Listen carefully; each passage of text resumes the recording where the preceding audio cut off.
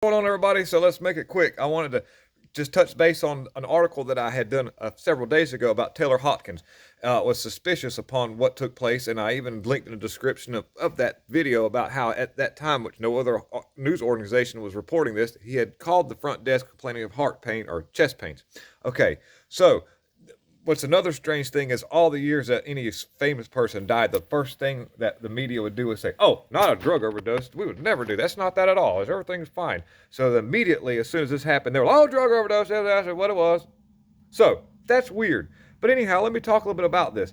We know that Dave Grohl, the lead singer, and possible, a lot of speculation as to how Kurt Cobain died, the lead singer of Nirvana, that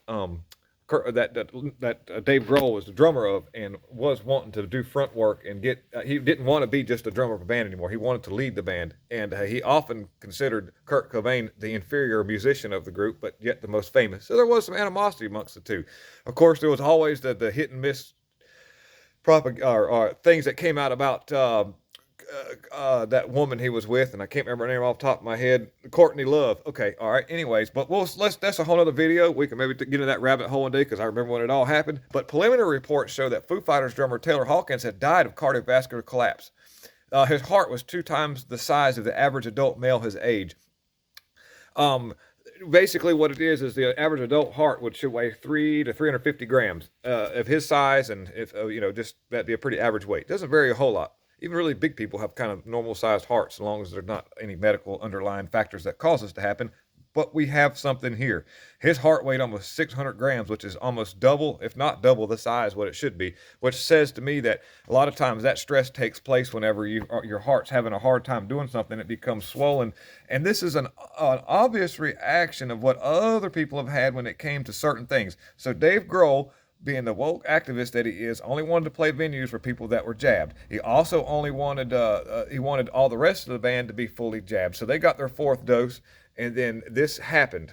Okay, right afterwards. This seems to be a pretty well norm, and especially it seems that this stuff will affect people that are more physical. Like if you are just somebody that sits around and plays video games all day, this jab doesn't do that to you. You don't ever get in a situation where you need your heart to work at its full potential. But you got people like drummers, athletes, really healthy people seem like it affects them the most because those are the ones that really use those body parts more. And so when it comes down to it, that won't hold up, and this comes to bout. And so what it is last week, Foo Fighters drummer Taylor Hawkins passed away suddenly at age 50 during a tour of South America. Hawkins was with the band for 2 decades, and it says here that it is unclear the time of what caused Hawkins' death, which occurred just before he was set to take the stage for the concert in Bogota, Colombia, on March 25th.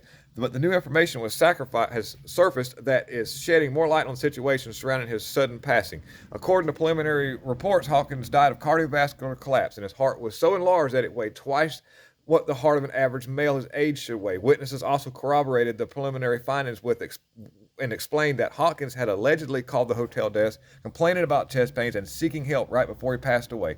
So there you have it, folks. There's going to be a lot more stuff to come out. However, Tony Katane, the girl that danced around on the hood of the Whitesnake video, David Coverdale, Whitesnake, Here I Go Again on My Own, she's passed away. She had a big old blood clot and up and died.